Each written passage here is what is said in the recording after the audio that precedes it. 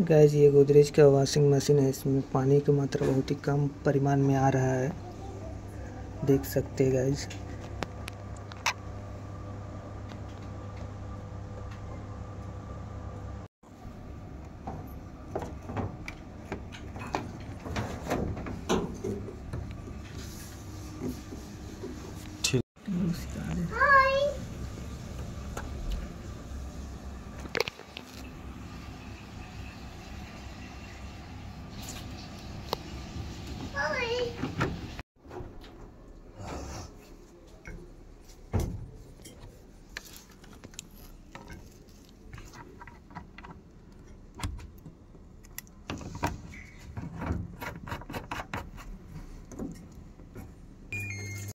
খানিকক্ষণ পুইং পুইং করে বেশ বন্ধ হয়ে গেল, আর কাঁচা হলো না, জলই ঢুকছে না।